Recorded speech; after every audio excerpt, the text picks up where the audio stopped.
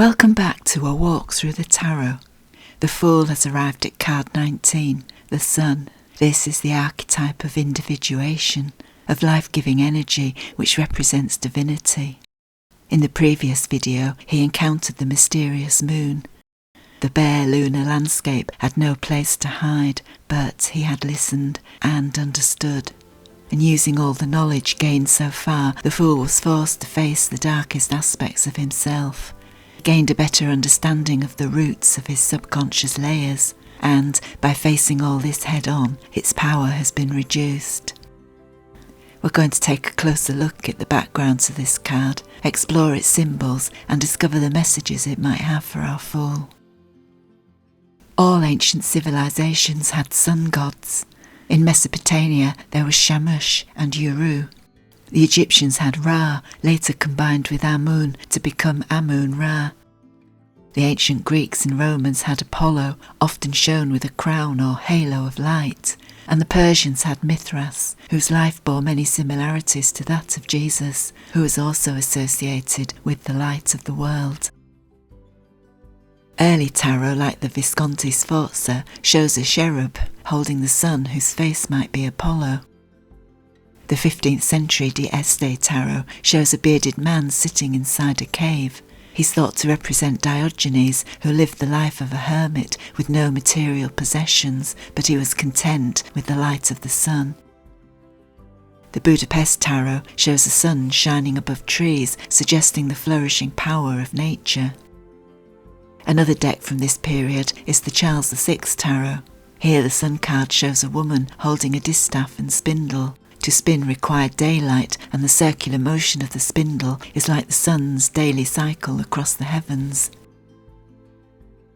The image appeared again in the Rothschild tarot from around 1500, but once the tarot moved across Europe and arrived in France, the design changed. The Jacques Viviel tarot was the first to show a horse with a child carrying a banner. In the Vandenborre tarot, the rider is naked but wears a red sash and his banner has a red cross. Early examples of sacred art sometimes showed Jesus carrying a flag with a red cross on a white background. This was similar to the insignia of the Knights Templar and represented triumph over death. The Di Horto tarot from the early 18th century has a rider dressed in armour, but the Marseillaise-style deck substituted a single rider for two partially naked children in front of a wall, and the boys have been linked to the Greek myth of the brothers Castor and Pollux, who were said to represent darkness and light. French occultist Antoine Court de Gebelin claimed the tarot originated in ancient Egypt and represented teachings from the Book of Thoth. De Gebelin retained the Marseillaise-style image and called the card the father of all humans. As a source of light and life, the sun for de Gebelin contained the spiritual wisdom of the Egyptian priesthood. A century later, Eliphas Levi called the card a naked boy on a horse with a red banner. This emphasis on a single child highlighted the naked truth of the higher self. For Swiss occultist Oswald Wirth, the card represented both positive and negative binaries and could be seen as symbolic of the mortal body and immortal soul. The world of consciousness was physical, but in esoteric texts, the spirit or soul is embodied and can be reached through relevant occult knowledge and experience. Arthur Waite in Pamela Coleman Smith's Sun card shows a naked boy riding a pale horse. The boy carries a large red banner, while behind him sunflowers grow from behind a brick wall. The walled garden symbolised the unconscious, while the child stood for restoration. After the trials and perils of the previous cards, the Fool is indeed feeling restored, so let's take a closer look at the symbols on this version of the card. The sun is an archetype of enlightenment. It represents triumph and is a symbol for self-actualization.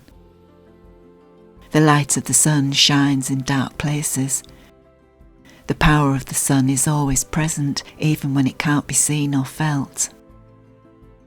There are 21 rays emanating from the sun, which may symbolise the 21 cards of the major arcana, and reinforce how the lessons of each card must be learned before this stage can be reached.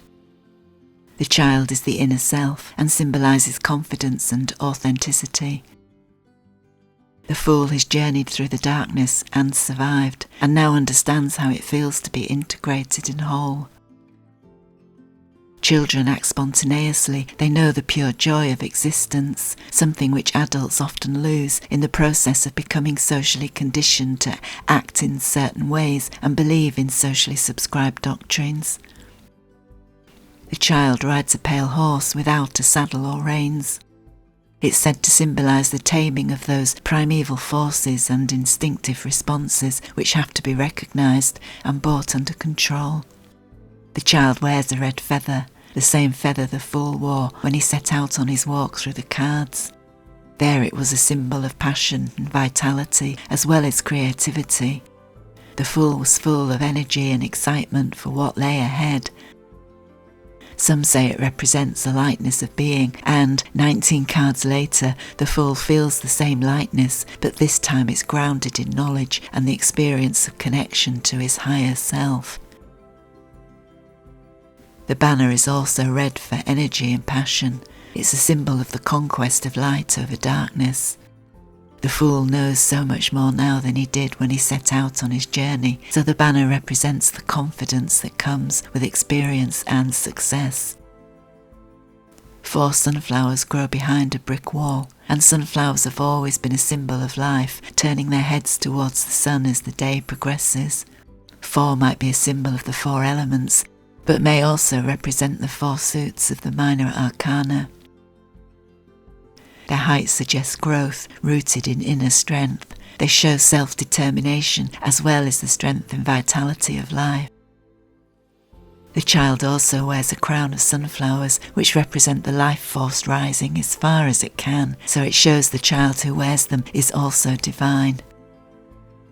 Everything about the Sun card symbolises spiritual success, so let's take a closer look at the messages it might have for the Fool.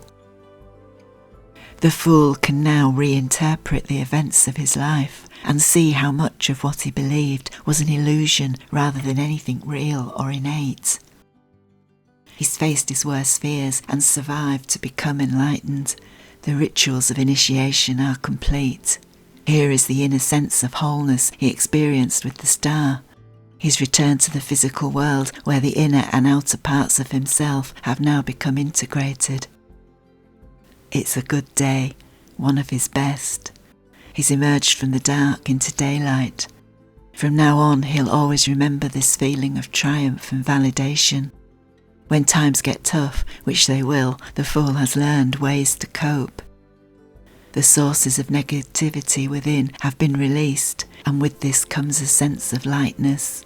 He sees how everything in the world is connected and related, united through universal energy. The sun is the freedom we feel once the chains of the subconscious have been released and broken, restoring us to wholeness. Today, in the light and warmth of the sun, his journey feels complete, but there are still 2 more archetypes to meet, and the next card the Fool will encounter is Judgment.